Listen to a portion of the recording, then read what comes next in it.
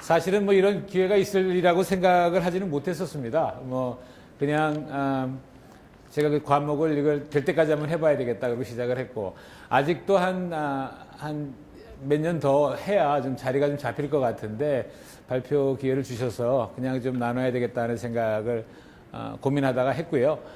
뭐 많이 가지 않은 길, 사람들이 가지 않은 길인 것 같고, 이런 아이디어가 뭐 나온 거는 교육학과나 이런 쪽에서는 20, 30년 된 것 같습니다. 그런데 많이 가지 않은 길이라 한번 어떻게 보면 포항공대 역사가 남들 가지 않은 길을 좀 가는 거였다면 한번 생각해 보십사 하는 얘기로 한번 말씀드릴까 하고요.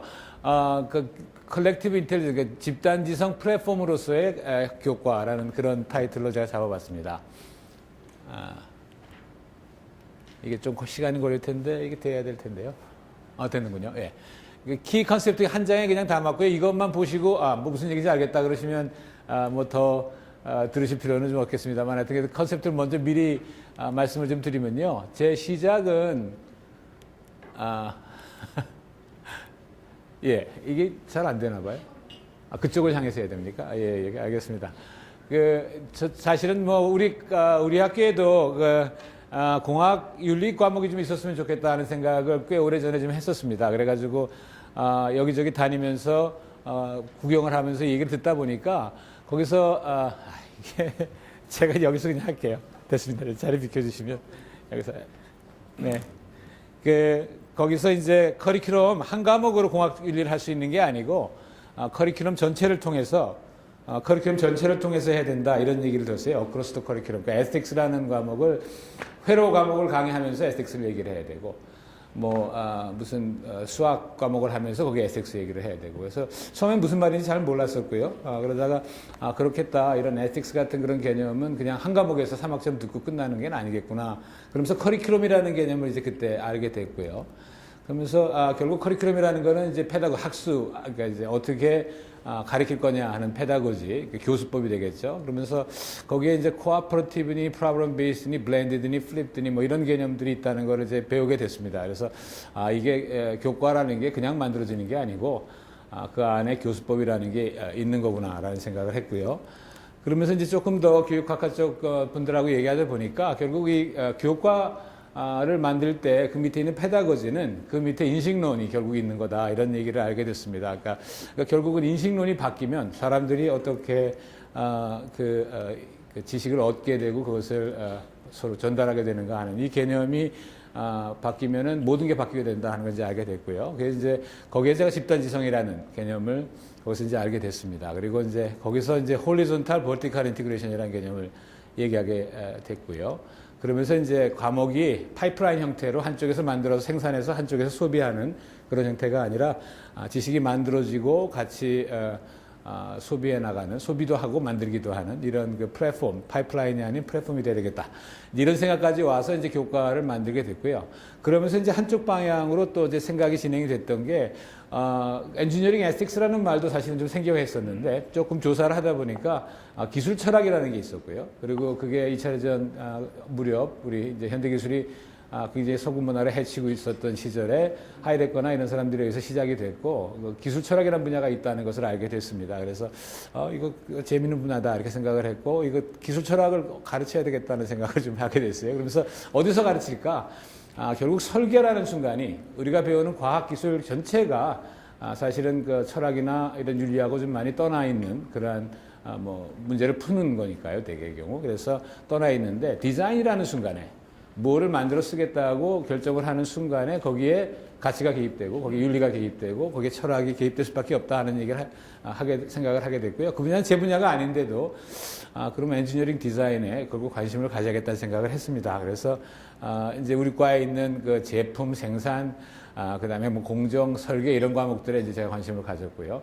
점점 어떻게 보면 우리 과에서 그 무게 중심이 좀 빠져나오고 있었던, 그러니까 우리가 얘기하고 있는 컨벤셔널 매니팩처링이라는 부분에서 빠져나오고 있었기 때문에 선생님들 연구 분야도 거기서 떠나고 있었고요. 그래서 저는 원래 거의 수학에 가까운 걸 하고 있었는데 내가 나라도 좀 들어가서 해야 되겠다. 그러면 제가 거꾸로 들어가서 그 분야를 좀 공부를 했고요. 거기서 이 과목을 만들면서 이제 제품 생산 공정 설계, 그냥 나열입니다. 이따 자세한 설명을 드리기로 하겠고. 그리고 이제 그 하는 과정에서 오픈 소스 하드웨어, 소프트웨어를 만나게 됐고요. 그러면서 이제 농업이 굉장히 중요하다 이런 생각을 하게 됐습니다. 이게 오늘 말씀드릴 그 이야기의 그 스트럭처고요. 시작하도록 하겠습니다. 아까도 뭐 잠깐 말씀드렸지만 그 인식론이라는 것은 뭐가 널리지냐, 그리고 널리지를 우리가 어떻게 얻게 되는가, 굉장히 철학적인 질문인데요. 저런 가정 없이 우리가 뭐 그냥 배워왔고 가르치고 있습니다. 하지만 조금 생각을 해보면 우리가 가르치고 있는 모든 것 안에 그런 가정이 있다는 것을 이제 알게 되죠. 그러면 이제 거기에 베이스해서 그렇다면 학생들을 어떻게 그 놀리지를 알게 하고 그것을 배우게 하고 그것을 또 평가하게 하고 하는 이런 교수법이 가능한가 하는 것들이 있게 되고요. 거기 위에 이제 교과라는 것이 만들어진다. 이제 이런 이해를 하게 됐습니다. 그렇다면 현대 에피스테몰로지 특징이 뭐냐 하고 했을 때는 보통 우리가 얘기할 때 인터디스플리너리티라는 얘기를 많이 합니다. 그죠? 그러니까 단지 한 과목이 아니라 여러 가지를 이제 다 이렇게 망라하는 그런 지식이 필요하다 그러는데, 여기는 뭐 여러 가지 종교들이 합해지는 뭐 이런 거 그림을 했습니다만은 그것만으로는 부족한 것 같다는 생각을 했습니다. 처음에는 이제 학제간 연구를 하고 학습을 하면 되는 거 아닌가 이런 생각을 했었는데, 그게 부족하다고 느꼈던 거는 우리가 보통 학제간 연구라는 걸 얘기를 할 때 되게 그 마지막 프로덕트를 상정을 합니다. 코가 있고 귀가 있고 눈이 있고 인형 만들듯이 그래가지고 코 붙이고 팔 붙이고 다리 붙이면 저쪽 끝에서, 그러니까 4학년 졸업할 때 내가 원하는 이제 공학자가 만들어질 거다라는 생각에 해가지고 어셈블을 하죠. 이거를 파이프라인이라고 비유를 할 수 있을 텐데요. 그런 컨베이어 벨트에 얹어서 이렇게 해서 뭐 팔도 있고 다리도 있고 귀도 있고 코도 있고 하면 그러면 사람 아니냐? 법학도 좀 알고 뭐 경영도 좀 알고 공학도 좀 알고 과학도 좀 알고 요것도 좀 알고 저것도 좀 알고 이것저것 붙여 놓으면 그것이 우리가 원하는 공학자다 이렇게 생각을 하는 그렇다는 생각이 들었어요. 그래가지고 이건 좀 부족한 것 같다. 이거보다 좀 더 해야 되겠다 이런 생각을 했고요. 그러면서 현대 21세기에 들어와서 우리 인간들의 지성에 가장 큰 변화가 이런 것이 집단지성이 아닌가 하는 생각을 했습니다. 집단지성 보통은 새들하고 동물들이 그런 집단지성 얘기를 하는데요. 그런 의미가 아니라 인터넷을 얘기를 하는 겁니다. 거기서 인터넷의 모든 위키피디아니 구글이니 유튜브니 이런데 그다음에 무크니 이런 것들에 의해 가지고 많은 것들이 다 어베이러블한 그런 세상이 됐을 때 가장 중요한 것이 뭘까? 거기서 이제 메타 널리지라는 생각을 했습니다. 널리지에 대한 널리지. 그러니까 우리가 옛날에는 들은 풍어리니 뭘 좀 대충 알고 있어가지고 그거 이것저것 들은 거는 좀 있는데 그거 제대로 알고 있지 못하는구만. 이렇게 우리가 업신여기던 지식입니다. 어떤 의미에서 보면요. 근데 이제는 그것만 있으면 된다는 거죠. 그쪽에 어떤 지식이 있고 그 지식들이 어떻게 관계가 있고 하는 것들을 알고 그 지식을 내 손에 꼭 굳이 외우고 주머니에 넣고 다닐 필요가 없습니다. 왜냐하면 인터넷, 핸드폰이나 스마트폰으로 열어보면 되거든요. 그래서 요즘은 제가 학생들하고 식사를 하고 있으면서도 그런 걸 느끼는데, 밥을 먹다가 하이데거 이런 얘기를 하면 하이데거 이러고 찍습니다. 그래가지고 철학자요 이러고 얘기를 하고요. 인식론 그러면 그냥 그 자리에서 찍어가지고 서치를 하는 그런 세상이 됐습니다. 과연 그런 세상에서 애들이 경험하게 될 지식을 얻고 레코그나이즈하고 하게 되는 그것이 클래스룸에 들어와야 된다 이런 생각을 했습니다. 클래스룸이라는 곳은 내가 세상에 있는 모든 인포메이션들을 바로 액세스할 수 있는 곳이 돼야 되고요. 그러니까 거기서 by all means 그냥 갖고 있는 디바이스들을 다 열어놓고 저는 보게 해야 된다고 생각을 합니다. 물론 에티켓이죠. 거기 앉아서 그래서 여자친구나 남자친구하고 카톡을 하고 있다면 그건 그래서는 안 된다라고 가르쳐야 될 에티켓의 문제고, 열어주고 거기서 강의하면서 그렇게 되는 순간에는 그 방 안에 선생님이 가장 많이 아는 사람이 아닙니다. 누가 먼저 인포메이션을 끌어왔느냐입니다. 그러니까 서로 얼마든지 가르칠 수 있는 상황이 되는 거죠. 그런 것 안에서 거기에서 지식들을 얻고 그 다음에 그 지식의 결과, 그 얻은 결과도 역시 집단지성으로 만들어지는 이런 자리가 과목 우리가 얘기하고 있는 교과 클래스룸이 돼야 된다 이런 생각을 했습니다. 모든 인포메이션이 무크에 들어가게 되면 학교에서는 뭐 할 거냐? 그 무크가 만들어지는 과정을 모사해야 된다 이런 생각입니다. 수업 시간 안에서는 거기서 새로운 것을 발견하게 될 수 있습니다. 새로운 문제를 발견할 수 있고요. 그 다음에 그냥 무엇이 있다 하는 메타널리지만 거기서 그냥 만들어지게 되고, 학생들은 머릿속에 지식의 내용보다는 참고 같은 걸 가져가는 게 아니라 걸개들을 가지고 나가는 거죠. 인포메이션이 이렇게 구성되어 있구나. 텍사노미, 언탈러지 이런 개념이 되겠습니다. 그래서 이제 코아퍼레이티브 하다는 게 굉장히 중요하고요. 아이들하고 같이 한다는 거. 그 다음에 파티스페이토리, 참여적인 게 중요하고요. 뭐 많이 들으셨을 겁니다. 근데 이제 이런 부분은 아마 많이, 그러니까 우리가 배우는 과정은 우리가 가르치기 위해서 잘 배우면 가르친다 이런 개념을 갖고 있는데 사실은 가르치는 과정도 그 배우는 과정 안에 가르침이 있을 수 있다. 뭐 아이들 유아교육에서는 이미 오래전부터 있었죠. 쇼앤텔.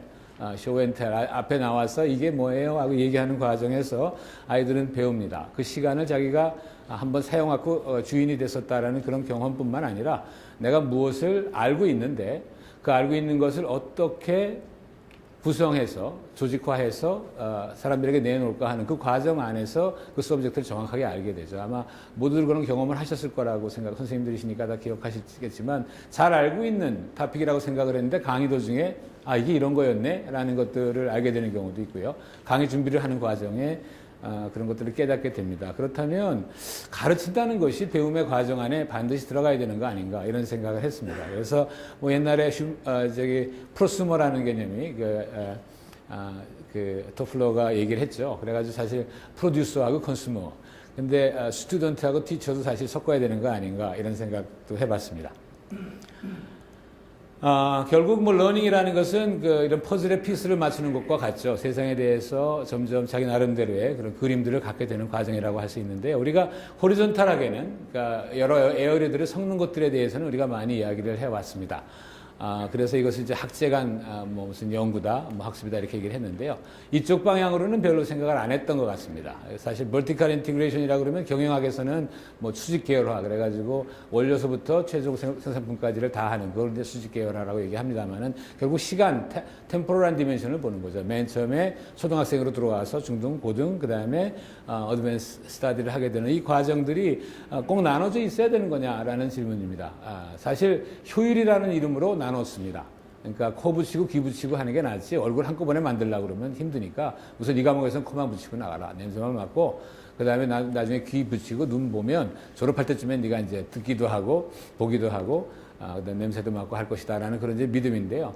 그렇지 않다는 거를 이미 그걸 다 가지신 분들은 알죠. 어떨 때는 코와 귀가 같이 조합돼야 되고 이런 것들을 생각을 한다면 그것을 하나의 그 경험으로서 지식을 얻고 지식을 프랙티스 한다는 것이 하나의 경험으로서 이루어지는 것 그것들을 학생들에게 줘야 될 텐데 왜 1학년, 2학년, 3학년 인트로덕션, 인터미디엇, 어드밴스 이런 것들을 만들었을까? 효율이라는 것 때문에 결국은 중요한 것, 분해한 것들을 조립한 거를 갖고 나가게 되는 거죠. 원래는 한 덩어리였던 거였는데 효율이라는 것 때문에 컨베이어 벨트에 얹고 코 붙이고 귀 붙이고 팔 붙이고 그럼 저쪽 끝에서 우리가 포항공대 made by 포스텍 그리고는 공학인 이렇게 붙여가지고 내보내는 그런 과정이 있었는데 이것도 다 섞어야겠다. 그리고 이제 이런 게 교육학에 있나? 그리고 뒤져봤더니 꽤 많더라고요. 생각보다. 뭐 여기저기서 많이 트라이들을 했고요. 뭐 예를 들어서 뭐 호주 같은 데는 이제 메디컬에서 이제 예과 본과를 할 때 예과에서 이런저런 그 베이직 사이언스를 하는데 그 본과에 들어가서나 그 베이직 사이언스를 왜 하는지를 알게 된답니다. 그래서 꾸역꾸역 하고 난 다음에 그 화학 이런 것들 했어야 되는데 나중에 이제 알게 된다는 거죠. 그래서 아예 섞어버렸습니다. 그냥 제너럴 프랙티셔너까지를 수업 시간 안에 다 들어오게 해가지고 반복적으로 실제로 임상하는 것부터 베이직 교과를 섞는 이런 것들을 바이털이라고 그래가지고 호주에서 하고 있었고요. 그 다음에 이제 컴퓨터 사이언스 학과 잉글랜드에 있는 이제 브루넬 영국에서 뭐 학생들을 섞어서 이제 이거는 이제 다 학생들이 전부 학점을 받는 건 아니고 고학년들이 저학년들을 가르치는 우리도 왜 멘토라는 걸로 하고 있죠. 이런 것들을 컴퓨터 사이언스에서 하고 있었고요. 그 다음에 이제 노스캐롤라이나 A&T 스테이트 유니버시티 같은 경우에는 꼭 한 과목 분야가 아니고 누메리컬 메소드, 스태틱 뭐 이런 관련 과목들을 한꺼번에 묶어가지고 위에 이미 하이 레벨로 가 있는 학생들하고 같이 섞어서 서로 가르치고 하는 이런 것들을 하고 있었습니다.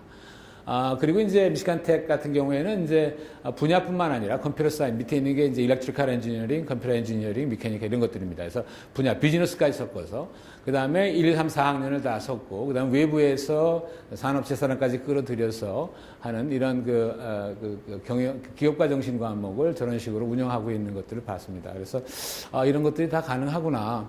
또 이 학점으로 한 학기에 딱딱 어떤 한 가지 개념을 주는 게 아니라 어떤 러닝이 여러 세메스터를 통해서, 그러니까 어떤 것들은 4학기, 어떤 것들은 3학기, 2학기 이런 식으로 진행된다라는 그런 가정하에, 저것도 하나의 인식론이죠. 저런 가정하에 스트림이라는 러닝 스트림이라는 개념으로 또 하고 있는 것도 봤습니다. 그래서 이런 아이디어들을 한번 다 섞어보자 이렇게 생각을 했습니다. 그래서 어찌 보면 프로젝트를 한 학기에 문제를 찾고 디자인을 하고 결과물을 내라를 한 학기에 한다는 것은 무리라는 생각이 제일 먼저 들었습니다. 결국 어거지로 하다 보니까 나오고 있는 결과물도 마음에 안 들고 어떤 의미 있는 결과가 나오려면 아이들이 너무 혹사되는 경우들이 많고요. 그래서 왜 이 프로젝트라는 것은 학기를 넘어서 가면 안 될 이유가 하나도 없지 않나. 그래서 여러 가지 프로젝트들이 어떤 것은 한 6학기 가는 것도 있고 4학기, 2학기 프로젝트 하다 보니까 이건 갈 길이 아니다 싶으면 한 2학기 만에 그냥 차버리는 거고요.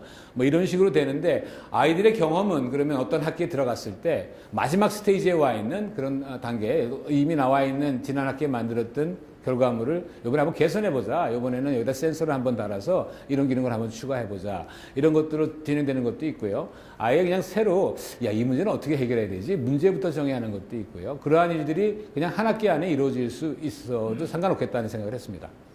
우리가 보통 경력자들을 얘기를 할 때 제가 삼성전자에서 제품 쪽에 한 10년 있었습니다라고 했을 때 그 사람의 10년 경험을 본다면 실제로 그 디파트먼트 안에서 거의 마지막 스테이지에 있는 것들도 보고요. 보고하는 것도 보고 옆에 동료가 하고 있는 것들을 보게 됩니다.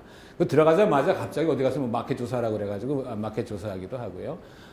그 사람의 10년의 경험을 보면 실제로 그렇게 되어 있습니다. 홀리스틱합니다. 그 안에서 여러 단계들을 한 6개월을 지나면서 보고 어떤 것이 실패하고 어떤 것이 성공하고 이런 과정에서 배우는 거지 학생들이 딱 들어오면 3월 1일부터 시작하고 두 번째 2차 주 하고 3차 주, 4차 주 그래서 저 끝에 애가 어떤 상태로 돼가지고 끝난다. 이런 개념은 조금 우리가 탈피할 수 있지 않겠나 이런 생각을 했습니다. 그래서 실제로 프로젝트가 이렇게 진행되는 모양이면 좋겠다는 생각을 했고요.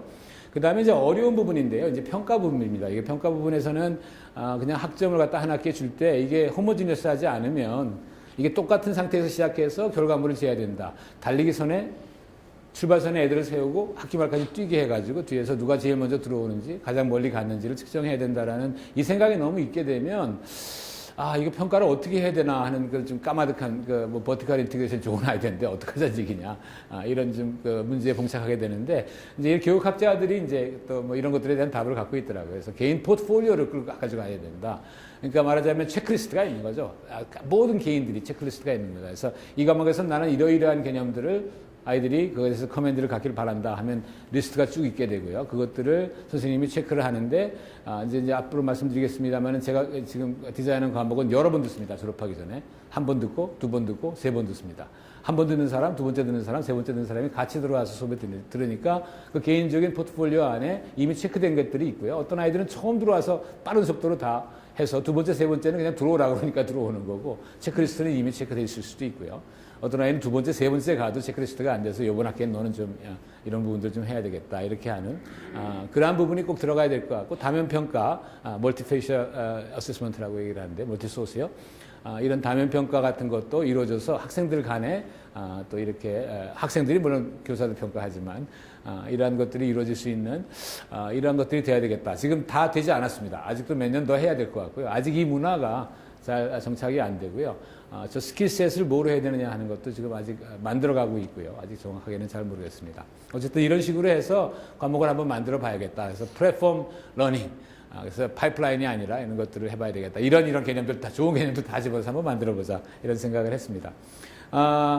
이제 우리 프로젝트 중에서 재작년 1학기 때 했던 프로젝트인데 학생들한테 제가 이제 집단지성 이런 얘기를 하도 하니까 저 혼자서 그냥 하는 것 같아서 학생들한테 한번 공부해보라고 그래가지고 공부 결과를 15분짜리 비디오를 만들었는데요. 거기서 제가 한 3분만 따왔습니다. 이게 제가 설명하는 것보다 학생들이 만드는 비디오로 한번 보시면 좋겠습니다.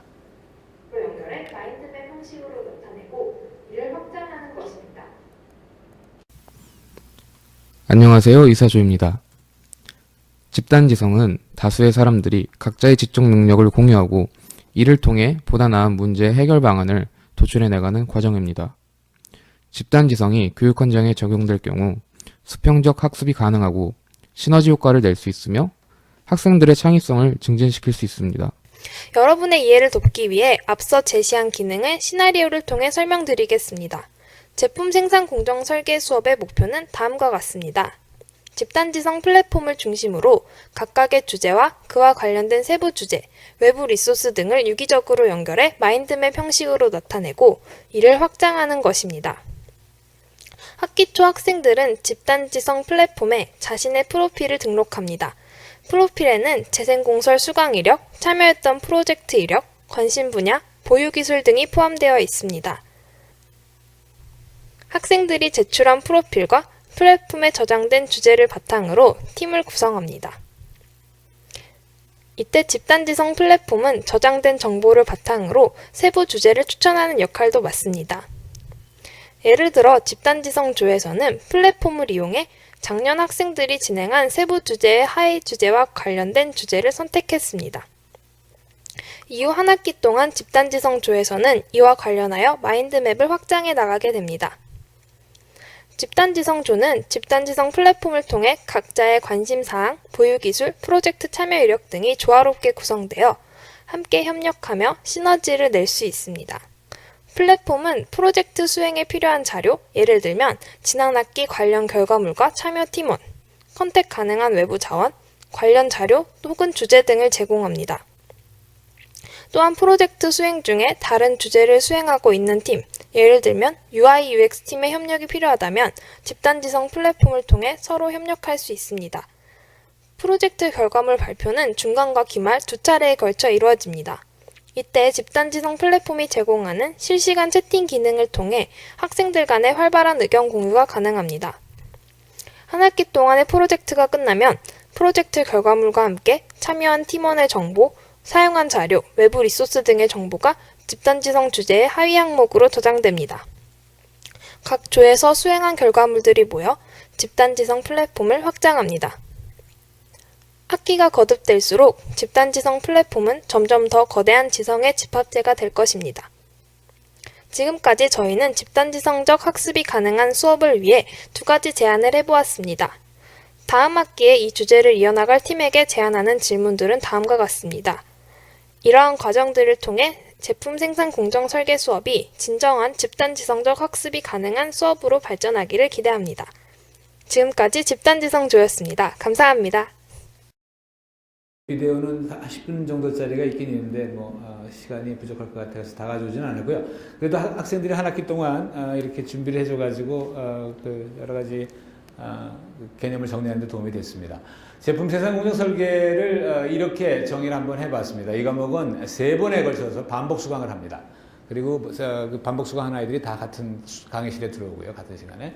현대과학기술에 대한 자주적이고 창의적인 비평 능력을 배양하여 제품 및 생산 공정의 설계와 혁신에 관련된 기존 지식과 이론을 반복하여 검토하는 것과 현실의 복잡성과 최신 동향을 파악하기 위한 다수의 사례 연구를 통해 지식과 현실 감각을 균형 있게 갖춘 엔지니어가 되기 위한 수강생들의 자기 주도적 노력을 돕는다. 이런 게 이제 그 과목에 대한 설명이 되겠고요. 그러니까 가장 중요한 건 이제 코어 널리지는 제품 생산 공정 설계 이런 부분이 되겠습니다. 그래서 이제 설계가 곧 혁신이다.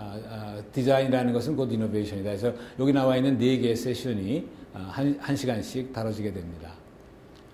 그리고 이제 3번에 걸쳐서 반복 수강을 하는데요. 이건 이제 페다고지, 아까 말씀드렸던 버티컬 인티그레이션 개념인데, 자기주도적으로 할 수 있게 하기 위해서 버티컬 인티그레이션 개념으로 3번 듣습니다. 재생공설 1, 2, 3. 그래서 2학년, 3학년, 4학년 됐을 때 2학기로 화목 매학기 개설을 합니다. 그래서 1년에 연달아 듣지 않는 것을 권하고요. 졸업에 꼭 필요하기 때문에 연달아 들을 수밖에 없다면 할 수 없는데 1년에 한 번씩만 들어라. 그래서 1학기 들은 아이는 그 다음 학기에 1학기에 듣고 2학기 들은 아이들은 2학기. 그래서 지금 여기서 노출되는 여러 가지 개념들이 한 1년 정도 지나면서 머릿속에서 성숙된 그런 시간이 있어야 되겠다는 생각 때문에 그렇습니다. 그래서 이제 미텀에서는 이제 5분, 그 다음에 파이널에서는 10분짜리 비디오를 하게 되는데요. 비디오로 결과물을 만들려고 했던 이유는 지금 가장 프리다미넌트한 형태의 그 널리지가 지금 21세기에서는 비디오 형태로 될 것이다라는 생각입니다. 그래서 그것은 그렇다면 결국 우리가 문맹을 얘기하던 시대와 같이 비디오 형태의 글을, 그러니까 그 미디어를 쓸 줄 아는 것, 그것도 리터러시, 이건 문해에 관계되는 문제다. 그래서 무조건 비디오로 내게 만들기 시작한 게 한 2, 3년 됐습니다. 학생들이 아까 보신 것처럼 굉장히 훌륭하게 했고요. 이번 학기에 만든 것도 여러분들한테 잠깐 샘플을 보여드리도록 하겠습니다. 그래서 이제 자주적이고 이런 그 창의적인 그런 비평 능력을 배양하기 위해서는 이제 기술 철학을 해야 되겠다는 생각을 해서 기술 철학 관련된 토픽들을 한 3개 정도를 묶어서 그 과거를 돌아보기도 하고 미래를 내다보기도 하는 이런 걸로 좀 담았습니다. 그래서 요거는 이제 어떻게 결과 평가하냐면 중간에 아이들에게 문제를 찾게 하고요. 그 다음에 제가 그걸 쭉 읽어보고는 네가 찾은 문제 중에 이 질문이 더 좋은 것 같다. 그러면은 이제 기말에 그것을 냅니다. 긴 페이퍼는 저는 못 내게 하고요. 그러니까 아까 말씀드린 또 비슷한 이유인데요. 21세기의 가장 프리도미넌트한 폼은 A4 원페이지, A4 원페이지를 넘는 것들 형태로 지식이 담기지 않아도 물론 아마 여러 가지 주장을 하는 분들이 있겠습니다만은 그 A4 무조건 한 페이지에 담도록 합니다. 그래서 제가 평가하기도 편하고 아이들이 그거 안에 자기 생각을 담기 위해서 자를 것 잘라내고 거두절미하는 과정에서 정확하게 그런 그 개념들을 이해하게 되는 것들을 좀 많이 봤습니다. 첫 번에 좀 멍성한 에세이를 내고요. 첫 번부터 잘 내는 아이들도 있습니다만은 한 2번, 3번쯤 낼 때쯤에는 제법 독창적인 그런 비평들을 하는 걸 보게 됐었습니다. 그리고 이제 제품 생산 공정 설계 관련된 요것들을 이제 다루기 위해서 여러 토픽들을 한 10개 토픽들을 다루고 있고요. 이거는 계속 바꾸고 있습니다. 그리고 인바이트 톡들을 담아서 이렇게 하고 있습니다. 그래서 3번 반복하고요. 이런 자주적인 그런 능력, 그다음에 설계 혁신이 중심 개념이고 자기 주도적인 노력을 돕는 이런 과목을 만들었습니다. 그래서 저 안에 내용들은 이렇게 흘러가고요. 그래서 대충 이게 한 주에 2번 하는 수업 형태로 이렇게 돼 있고요. 10번의 렉처는 토픽이 이미 고정이 됐고 2개를 이제 새 토픽을 시험해 봅니다. 그래서 좋은 토픽이 되면 바꾸거나 추가하는 이런 일들을 하고요. 4개는 이제 인바이트 톡으로 새로운 기술들, 우리 졸업생들이 와서 자기 테크놀로지를 소개하기도 하고요. 뭐 창업한 아이들이 그래서 하고 그 다음에 2번은 이제 클래스 액티비티, 토픽을만 찾고 오거나이즈 하는 게 학기 초에 이루어지고 그 다음에 4번의 시간은 중간평가, 그러니까 5분 비디오 보는 거고요. 그 다음에 토의를 합니다. 그 다음에 5시간은 이제 기말 비디오 10분짜리씩 보고, 그래서, 그렇게 28세션으로 해서 14위크를 짜놓고요. 이런저런 그 이유로 해가지고 하다 보면 16주가 그때 얼추 꽉 차는 것 같습니다. 그래서 평가는 이런 식으로 하고 있는데 이제 평가는 아직 문제입니다. 이게 잘 실행은 안 되고 있고요. 아직 이상적인 형태는 하여튼 내가 시험도 보고, 시험은 참 그렇게 봅니다. 학생들이 문제를 내고요. 자기가 발표한 10분짜리 비디오 안에 한 패러그래프로 그거를 요약을 합니다. 그리고는 거기에 있는 키워드들을 빵꾸를 내서 가로넣기로 시험을 봅니다. 그러니까 제가 생각했던 그 메타놀리지가 바로 그건데, 들은 풍월 혹은 그 안에 있는 지식들의 구조까지만 알지 그 자세히는 모르는 그거가 앞으로는 중요하다. 왜 필요하면 그 키워드를 서치해서 보면 되니까 라는 그러한 이제 믿음 때문에 파이널 exam을 한번 수업 시간에 봅니다만 아이들 한 10분에 다 치고 나갑니다. 워낙 기가 막히게 이 메모리를 갖고 있는 아이들이라 가지고 한 40페이지 정도 되는, 한 20페이지 정도 되는 그 서머리를 각 팀에서 내니까요. 그거를 주면 하룻밤 딱 주면 그냥 뭐 달달달 외워가지고 들어와서 칸막이를 한 수백 개 되는 칸을 채우는데 한 10분에 채우고 나가는데 하여튼 뭐 그런 시험을 한번 봅니다. 그래서 이렇게 구성이 됩니다. 그래서 이제 이번 학기뿐만 아니라 토픽들은 어떻게 되냐면 이제 인더스트리 레벨에 뭐 예를 들면 새로운 에너지 인더스트리에 대해서 뭐 스마트 파밍 뭐 이런 것들이 있을 수 있고요. 또 뭐 새로 이머징하는 테크놀로지로 인더스트리 4.0, 린 스타트업가 뭐냐, 뭐 UX 디자인이 뭐냐, 뭐 이런 토픽들이 있고 또 개별 기술로 뭐 하두비라든가 블록체인, AI 플랫폼 뭐 이런 것들이 있는데요. 그 각각 기술들과 주제들에 대해서 첫 번째는 이제 그 비즈니스 측면에서 그걸 볼 수가 있고요. 그러니까 지금 과거에 어떻게 역사가 되고 지금 어떻게 돼 있으며 앞으로 어떤 기회가 있느냐 이런 것들이 이제 비즈니스 측면에서 보는 거고 그다음에 이제 기술 측면에서 볼 수가 있습니다. 이 기술은 어떤 기술이다. 그 다음에 한번 해보자 하는 이제 3가지 이런 그래서 이제 아마 발표 슬라이드를 이제 보실 때 무슨 비즈니스 팀입니다, 무슨 테크놀로지 팀입니다. 뭐 엑스큐션, EXE 팀입니다. 뭐 이렇게 얘기를 하는 걸 보시게 될 텐데요. 그렇게 해서 짜지게 됩니다. 그러니까 이게 지금 화살표로 해놓은 게 이번 학기에 했던 것들 대충 찾아봤는데요. 뭐 블록체인의 비즈니스 측면과 엑스큐션. 그래서 블록체인을 갖고 한번 뭘 하나 프로그램을 짜보자. AI 플랫폼을 갖고 그 어떤 앞으로 비즈니스 오퍼튜니티가 뭐가 있는지 보자. 그거 한번 만들어가지고 뭐 표정에 관한 걸 한번 해보자. 뭐 이렇게 해서 이번 학기 했습니다. 그래서 이번 학기 14팀이 했고요. 전부 10분에서 15분 사이니까 전부 보려고 그러면 한 몇 시간 걸리는데 그 중에서 제가 한 10분 정도만 어떤 건 타이틀만 가져오기도 하고 다는 못했습니다. 조금 이게 편집하는 데도 시간이 너무 오래 걸려서 한 5분짜리 한번 요약을 했는데요. 한번 보시면 아이들이 만든 결과물이 이런 식으로 나온다 하는 것들을 보시게 될 거고 상당히 훌륭합니다.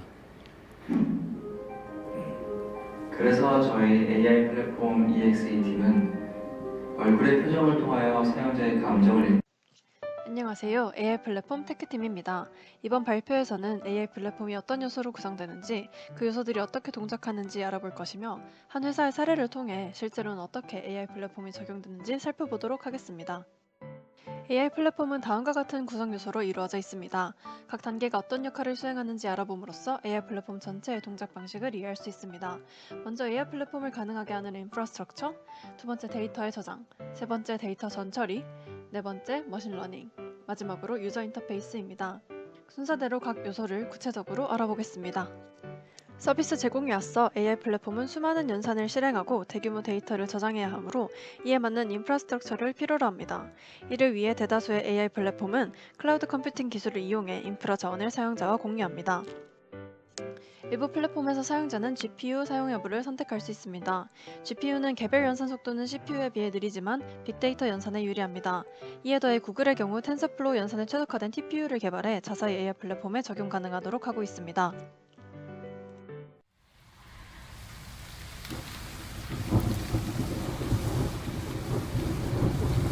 우울한 날 기분 전환할 겸 노래를 듣고 싶은데 어떤 노래를 들으면 좋을지 고르고 있자니 그냥 관두고 싶을 때가 있죠. 이럴 때 표정에 드러난 기분을 헤아려주고 적절한 노래를 틀어주는 기계가 있다면 얼마나 좋을까요? 그래서 저희 AI 플랫폼 EXE팀은 얼굴의 표정을 통하여 사용자의 감정을 읽어내고 그 감정에 맞추어 노래를 제공하는 프로그램을 개발하고자 합니다. 이 프로그램은 머신러닝을 통해 구현됩니다. 저희 조는 구글의 기계학습용 엔진인 텐서플로우를 사용하여 이를 구현할 것인데요. 텐서플로우는 딥러닝과 머신러닝에 가장 많이 사용되는 엔진으로 검색, 음성인식, 번역 등의 구글 앱들이 이것을 기반으로 만들어져 있습니다. 이번 활동을 통하여 우리가 영화에서만 보던 기기와 사람 간의 감정 교류가 이루어질 날이 머지않았음을 느낄 수 있었습니다. 감정인식 기술은 사람들에게 제공되는 서비스를 더 다양하고 가치 있게 바꾸어 줄 것이며 또한 우리가 이러한 서비스를 기대하는 만큼 문제점들을 해결해야 하는 숙제도 같이 연구되어야 할 것입니다. 지금까지 AI 플랫폼 EXE 팀이었습니다. 안녕하세요. 블록체인 비즈니스 팀입니다. 먼저 블록체인이 무엇인지 간략히 알아보겠습니다. 블록체인은 모든 사용자가 공유하는 거래 장부를 가리킵니다. 인간은 여러 가지 꿈을 꾸고 그것을 이루어왔습니다. 비행기로 하늘을 날거나 자동차로 빠르게 이동하거나 전기로 일상생활을 하거나 겨울철 난방을 가능하게 하였습니다. 그리고 이 모든 것들은 에너지와 결부됨으로써 가능한 일이었습니다. 안녕하세요. 전략 톡톡톡 스마트로피카나 조입니다. 저희는 제품 생산 공정 설계 에너지 테크팀으로서 한 학기간 스마트 그리드에 대해 조사해보았습니다. 안녕하세요. 블록체인 엑스큐션 팀입니다. 이번 학기 제품 생산 공정 설계 수업에서 저희는 블록체인 기술을 기반으로 한 스마트 컨트랙트 어플리케이션을 개발하였습니다. 스마트 컨트랙트는 말 그대로 똑똑한 계약입니다.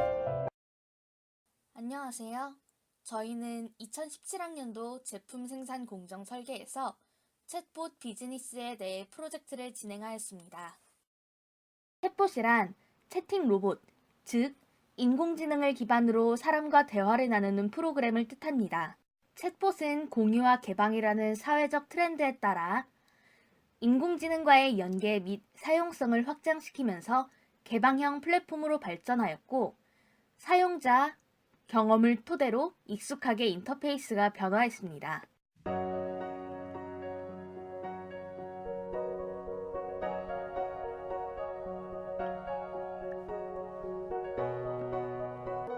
매체인 인터페이스로는 카카오톡을 사용하였고 애플리케이션을 직접 개발하여 왓슨 컨버세이션과 연동하였습니다. 마지막으로 백엔드 시스템에서는 클라우던트를 이용하여 데이터베이스를 저장하도록 하였습니다.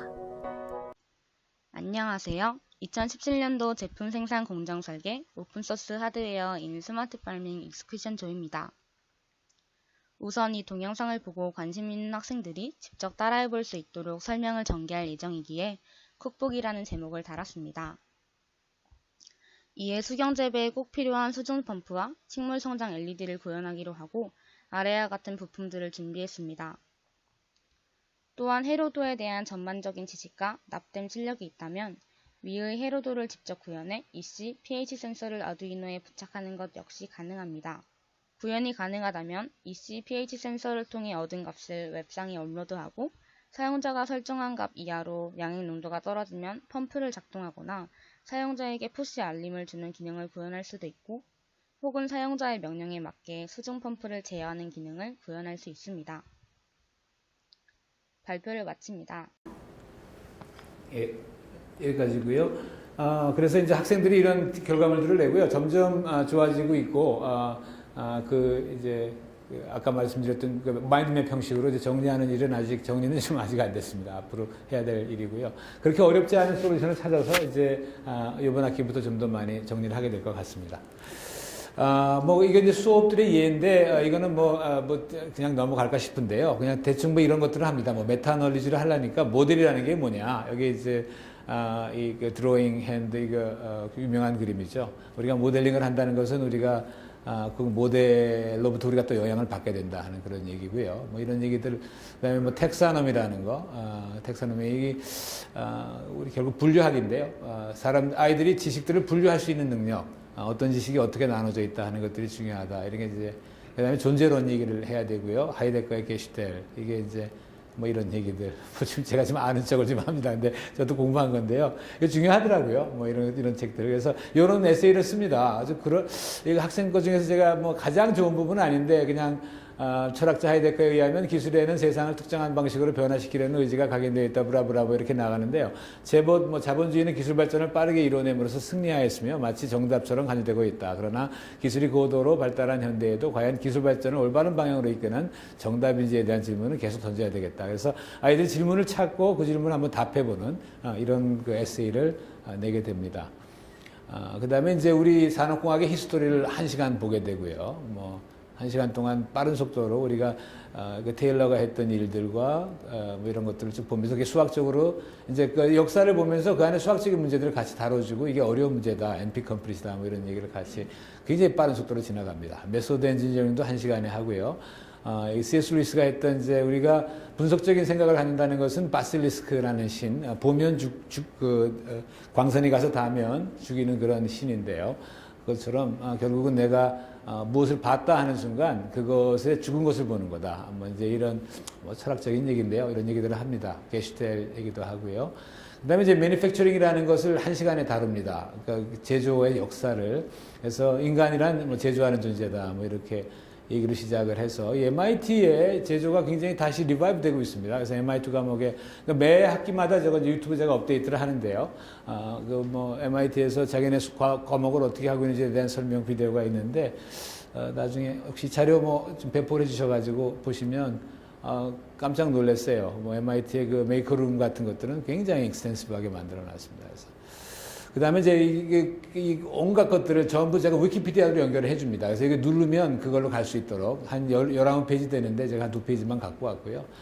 이런 식으로 돼 있다. 매니팩처링 기술들이. 이런 얘기를 하면서 빠른 속도로 1시간 동안 매니팩처링을 다 합니다. 그래서 이제, 그 다음에 이제 퓨처에 대한 거, 인더스트리 4.0이라는 게 어떤 거고, 어떤 방향으로 가고 있다. 그래서 새로운 또 비디오들, 이런 것들 찾아가지고 아이들하고 나눕니다. 그 다음에 이제, 제레미 리프킨은 제로 마지나코 소사이티라는 책을 써서 굉장히 센세이션을 일으켰는데, 재작년 그 대전에서 있었던 과학 포럼에 와서 주 스피커로 발표를 하기도 했었죠. 근데 이 사람 얘기가 굉장히 들을만 해서 제조에 관련해서 마지막엔 이런 얘기로 마무리를 합니다. 그 다음에 이제 이노베이션에 대한 것도 이제 1시간 하는데요. 거기서 이제 이노베이션이 과거에 어떤 패턴들이 있었다. 패턴을 지금 한 7개 정도로 나눠서 그 패턴들을 쭉 가르쳐 주고, 이것도 사실 없었습니다. 이 히스토리 오브 이노베이션이라는 책은 없더라고요. 그래서 그냥 몇 학기 하면서 제가 만드는 것들을 아이들하고 같이 나눕니다. 그래서 이런 식의 패턴들의 이노베이션들이 있었다. 이게 disruptive innovation이죠. 크리스텐슨 교수의 뭐 그런 얘기. 그다음에 이제 오픈 이노베이션 이런 얘기들을 하면서 쭉 수업들을 진행해 왔습니다. 근데 그러다가 오픈 소스 페노메나를 만났는데요. 제가 이제 마무리를 하려고 그럽니다. 이제 오픈 소스라는 기술이, 그러니까 뭐 잘 아시듯이 뭐 리눅스 이런 것들이 오픈 소스였었죠. 그랬는데 이게 상당히 작지 않은 반향을 일으키고 있고요. 이게 학교에서 좀 관심을 가져야 될 그 분야라는 생각을 좀 하게 됐습니다. 그러니까 이게 기술이 아주 성숙하게 되면 커머더타이즈 된다 그러죠. 아무나 그냥 시장에서 오프 더 쉘프로 살 수 있는 형태로 된다. 기술이 거의 그렇게 되고 있습니다. 컴퓨터 라즈베리 파이 같은 경우는 쿼드코어의 굉장히 빠른 PC가 20불입니다. 그러니까 한 10여 년 전, 20년 전에 랩탑 컴퓨터를 100불에 만들겠다. 그리고 선언을 해가지고 미디어랩에서 뭐 랩탑 for everyone 뭐 이래가지고 했었는데 지금은 그 일도 아닙니다. 100불짜리 PC 만드는 건 이제 테크놀로지가 워낙 성숙이 돼가지고요. 그것도 굉장히 파워풀한 PC를 100불이면 만들 수 있는 그런 시대가 돼서 그건 무엇을 의미할까 이런 생각을 했어요. 그뿐만 아니라 오픈 소스로 돌아다니니까 아무나 이 메이커 공간에서 요즘 뭐 리빙랩 이런 것들이 있죠. 거기서 그냥 뚝딱뚝딱 만들어내는 것들이 아주 놀라운 것들을 만들어내는 시대가 되었습니다. 근데 왜 학교에서는 이것을 그렇게 빠른 속도로 어댑트하지 않을까 생각을 해보면 선생님들이 그걸로 배운 적이 없어요. 그러니까 마이크로 프로세서도 그냥 아두이노나 이런 걸로 가르치면 훨씬 빠를 텐데 자기가 옛날에 하셨던 뭐 10,000불, 20,000불짜리 장비를 갖고 그냥 가르치십니다. 그러니까 그 관성을 떠나질 않아가지고 오픈소스 테크놀로지가 좀 학교로 잘 안 들어오고 있다는 그런 생각을 했는데요. 아주 굉장히 주목할 만한 거고요. 리눅스 역사도 한번 돌아보고 이런 비디오들을, 유튜브 비디오들을 찾고 이 링크를 주는 거가 수업 시간에 아주 주요 부분입니다. 그래서 이거 가서도 한번 읽어보고 잘 들어봐라. 이런 얘기를 하고요. 그래서 오픈소스 소프트웨어가 뭐고 하드웨어가 왜 그걸 갖고 어떻게 돈을 먹지, 돈 벌어 먹지, 뭐 이런 얘기 같은 것들도 있습니다. 그 다음에 이것도 재미있는 거고요. 리모 프리드라는 아이가 이제 MIT 출신인데요. 이름이 프라이드인데 프리드라고 있더라고요. 리모. 그 에이다프루시라는 회사를 만들었고, 저 에이다프루시에 가면은 모든 것들이 오픈되어 있습니다. PCB 그냥 거 파일이 그대로 있어요. 그냥 다운받아가지고 양산을 하는데 중국에서 많이 만듭니다. 그래서 저기서는 한 20불에 팔면 키트를, 이제 부품하고 다 키트를 다 오픈되어 있으니까 내가 만들 수도 있지만 하나 보내주실래요? 그러면 이제 20불, 30불에 봉투에 넣어서 보내주는 게 에이다프루시의 주 비즈니스인데요. 근데 이제 그러면 이제 그 잘 팔리는 건 이제 중국에서 한 또 10분의 1 가격으로 뚝뚝 떨어뜨리고 하죠. 이런 얘기를 합니다. 에이다프루 비즈니스가요. 아마 잘 이해가 안 가실 텐데 우리는 그걸 오픈하면 더 많은 사람들이 이익을 보고 더 빨리 기술이 발전한다는 것을 발견했습니다. 그리고 우리도 좋아요. 그러면서 말 끝에 이런 얘기를 합니다. 사실은요, 에이다프루는 교육 사업이에요. 이렇게 얘기를 합니다. 근데 그 얘기 들을 때 저는 섬찟했어요. 만일에 내가 전자과와 컴공과를 가는 이유가 이런 그 인베디드 디바이스 같은 것들을 만드는 것 때문에 내가 대학을 가려고 마음먹은 아이가 있었다면 이제 더 이상 대학을 할 필요가 없습니다. 에이다프루 웹사이트에 가서 다운받아서 내가 만들면 됩니다. 과연 그렇게 됐을 때 컴공과하고 전자과는 뭐를 해야 되는 거지? 이런 생각이 들었던 겁니다. 제가 이제 컴공과 이제 에이다프루에 나와서 그렇게 얘기를 하는 건데요. 이게 모든 기술이 그렇게 돼가는 거예요. 대학을 갈 이유가 뭐냐는 겁니다. 내가 문제 해결하는 것만이 내 목적이라면 문제 해결하는 방법은 이 오픈소스 커뮤니티가 그냥 다 주고 있다는 거죠. 그냥 조금 차지하고 뭐 돈 받으려고 그러는 걸 거야. 아닙니다. 그냥 무료로 하고 거기다 무슨 문제가 생기면 거기다 얹습니다. 내가 이런 문제가 있어요. 그러면 제가 해결했습니다. 그리고 얹습니다. 뭐 고수들이 있고 그 안에. 이런 시대가 됐을 때 대학은 뭐 해야 되느냐. 아주 섬찟한 얘기였었어요. 우리 하는 건요, 비즈니스예요. 제가 재밌어 하기 때문에 그걸 좀 나누려고 이 회사를 만들었습니다. 너도 좀 해봐. 너도 좀 해봐. 라는 걸로 이렇게 얘기를 했는데, 저게 대학이어야 됐는데 하는 생각이 들어서 좀 약간 섬찟한 순간이었습니다. 그래서 이제 클라우드라는 컴퓨터가 좀 포그, 그러니까 구름이 우리 주위로 내려오면 포그라고 부르죠. 그래서 요즘 포그 컴퓨팅이 지금 굉장히 유행을 하고 있고, 컴퓨터가 워낙 싸져가지고요. 그래가지고 그냥 인터넷 그냥 없어도 돼. 그냥 우리가 여기 안에 인터넷을 만들게. 컨텐트 뭐 64기가, 100기가짜리 한번 다운받아가지고 끌고 오면 그 안에 그냥 그대로 들어옵니다. 그러니까 그냥 우리 이 안에서 커뮤니티를 만들어서 그냥 하겠어 하는 이런 방향으로 오픈소스 커뮤니티가 지금 가고 있습니다. 뭐 사실 뭐 아리스토텔레스까지 갈 건 없겠지만 하여튼 결국은 기술은 뭐 하는 거냐? 기술은 결국은 각각 개인이 self-sufficient하게 만드는 그런 것들에 기여하는 거 아닌가 궁극적으로. 처음에는 사람들을 디펜던트하게 만듭니다. 가진 사람이 있고 안 가진 사람이 있기 때문에요. 하지만 결국은 편만하게 사람들이 갖게 됐을 때에는 결국 그 사람이 조금 더 자기 운명에 대해서 주인이 될 수 있도록 해주는 그러한 과정 아닌가. 결국은 그게 행복하게 만드는 거고, 그게 요즘 일어나고 있는 메이커 운동, DIY 운동, 그 어떤 그런 트렌드 이런 것들을 나타내고 있지 않나 이렇게 생각을 합니다. 그걸 보고 이제 유저 이노베이션이라고 부르기도 하지요. 그래서 이제 농사 얘기로 이제 마무리하려고 그러는데요. 그래서 결국은 사람들을 셀프-서피션트하게 만드는 것이 교육의 목적이 돼야 되겠다 하는 생각도 한번 해봤습니다. 그럼 셀프-서피션트 하려고 그러면 농사부터 져야 되는 거 아니냐. 농사는 힘든 거라고 생각을 했는데, 그래서 제가 MIT의 에서도 농사를 짓고 있더라고요. 한번 요거 2분짜리인데. When people imagine a farm, you know, they imagine a kind of bucolic landscape, idyllic place, which I love. You know, I grew up in a place sort of like that. I think there's a tension between that vision of a happy farm that's made by your neighbor and feeding 10 million people in a city.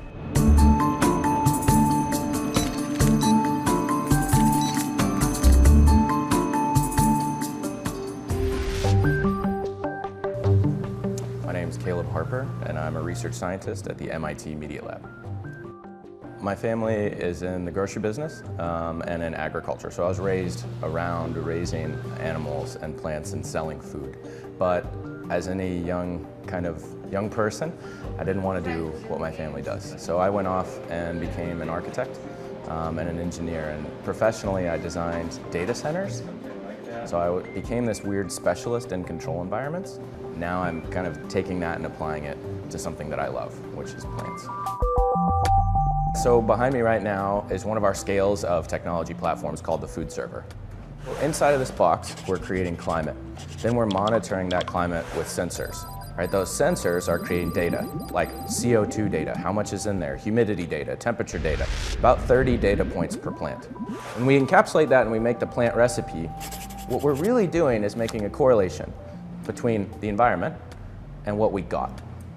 And we put that on Wikipedia. And someone else can then pull that file down, load it into their food computer, and within a tolerance, grow a very similar basil. Essentially, you could be growing the same basil in Boston, in Antarctica, and in the Sahara Desert. Inside of the lab, there's kind of a chassis, right? And this is just a point of registration. And then we have subcomponents. It's just like a computer. So like instead of a hard drive, we have a little box. And that box may use aeroponics, which is very simply just mist in a box. There's no standing water, there's no soil. We've been able to create this broccoli in about, I think it's about 8 weeks on this cycle, where, you know, typically it could be up to 160, 190 days. You know, some people look at this and they see kind of Franken plants, right? And it just reveals how much we don't know. If the world was plant world, there would be no other colors than these colors that they use to be photosynthetically active. But in here, what I'm trying to do is learn the language of the plant. As strange as it may look, it's beautiful and natural to me. We realized over this summer that by creating these big boxes, they were awesome, but they cost too much and they were going to reach too few people. So instead of creating a $100,000 box, we wanted $100,000 boxes. And so that's what we started working on. And we've delivered them to schools all over Boston. Your Google, your Facebook, your internet is going to be digital and physical. And so I would call this the beginning of the internet of food. And it's squarely in your hands. And you're gonna do it with tools like this. And so I just encourage you to be a part of it. I'm not going to solve a specific problem. I'm going to create 1 billion more farmers. So basically you can like kind of time travel or world travel inside of here. And those farmers are going to solve the problems that we need now and into the future. 그러니까 자기는 이게 MIT에서 1,000불짜리 오픈 소스입니다. 그러니까 지금도 다운받아가지고 누구나 지구상에 1,000불에 조립할 수 있는 푸드 컴퓨터를 지금 만들어서 주고 있고요. 내가 뭐 세상 문제를 어떻게 풀겠습니까? 저는 그냥 10억의 새 농부를 만들겠습니다. 그냥 에브리온을 파머를 만들어 보겠습니다. 그러면 그 사람들이 알아서 하겠죠. 청년 실업, 고령화, 어찌 보면 우리가 그 프로듀서 컨슈머 라인을 아주 명확하게 그어놓고 생산하는 사람이 있고 소비하는 사람이 있다라는 구도, 거기에 우리가 갇혀 있기 때문에 이 문제가 계속 일어나는 거 아닌가 싶습니다. 각자가 자기에게 필요한 것들을 생산하고 너무 많으면 이웃과 나눌 수 있는 정보가 없어서 사실 못 나눴죠. 그렇게 만들게 된다면 10%, 20%만 가려도 우리가 청년 실업 문제, 고령화 문제가 사실 농촌을 우리 70년대, 80년대 산업화하는 과정에서 농촌을 우리 70대, 80대 우리 어른들이 다 지켜냈던 것처럼 충분히 가능합니다. 그래서 지금 또 스마트 농업이 가능하니까요. 여기 박스 같은 것들이 있게 되면. 그래서 어떻게 보면 그랜 챌린지에 대한 대응으로도 농업을 할 수 있지 않나 이런 생각을 했습니다. 그래서 하자! 그래가지고 우리 옥상에다가 이런 동을 만들고 이런 거 로봇도 좀 만들어 보려고 좀 하고 있고요. 소문탁 박사님이라는 분이 이런 것들을 저는 이런 거 하나도 몰랐는데, 이 20불짜리 로봇입니다. 그래서 뭐 하고, 이런 이제 비전으로 컨트롤 해가지고 이제 잘하고 있는지 뭐 이런 이미지 프로세싱 하는 거, 그 다음에 이제 그러니까 이제 푸드 프로세싱 하는 거, 온도 컨트롤 하는 거, 알고리즘 집어넣어가지고 해보고 뭐 이런 걸 했습니다. 결국은 뭐 사람들을 얼마나 인디펜던트하게 만드는가가 기술의 궁극적인 목적이고, 그것이 좋은 기술 아닌가 하는 생각을 합니다. 그러면서 뭐 6차 인더스트리 생각을 해봐요. 우리 모두가 생산을 하고 소비하는 과정을 이 통신에 의해서 연결이 되면 이걸 1차, 2차, 3차 더하거나 곱해도 6인데요. 그래서 6차 산업이라고 부릅니다. 그래서 원래 인간은 뿌리를 내리고 땅에서 나오는 리소스에 누구나 다 뿌리 내렸어야 되는데 이 도시 때문에 콘크리트 바닥이 생겨서 사람들이 그거로부터 이제 소외됐다. 그 소스로부터 소외됐다라는 게 이제 자크 엘룰의 지적인데요. 굉장히 별리다한 지적이라고 생각이 됩니다. 헬레나 베르나르 호치가 이런 얘기를 했어요. 결국은 우리가 지금 가는 미래는 어찌 보면 오래된 과거였을지 모른다. 그래서 오래된 미래라는 책을 썼죠. 어찌 보면 그 자기가 필요한 것들을 땅으로부터 만들어 먹고 거기서 거주하고 입고 했던 존재가 인간이었었는데 이제 다시 그런 인간의 존재로 다시 돌아가는 거 아닌가. self-sufficient. 물론 커넥트돼서 그러기 위해서는 커넥트돼야 됩니다. 헬레나 노르베르 허치가 요즘 유튜브에 나와서 얘기할 때 보면 그 커넥트니스를 굉장히 중요시해요. 우리가 인디펜던트 해야 된다는 얘기를 하면서 그러기 위해서 커넥트돼 있어야 된다. 우리가 지식을 나누고 지혜는 계속 나누면서 self-sufficient한 존재들로 되는 이런 세상을 꿈꾸고 있고 어찌 보면 기술의 궁극적인 미래가 저거 아닌가. 아주 먼 미래에 대한 얘기로 마무리를 하겠습니다. 이상입니다.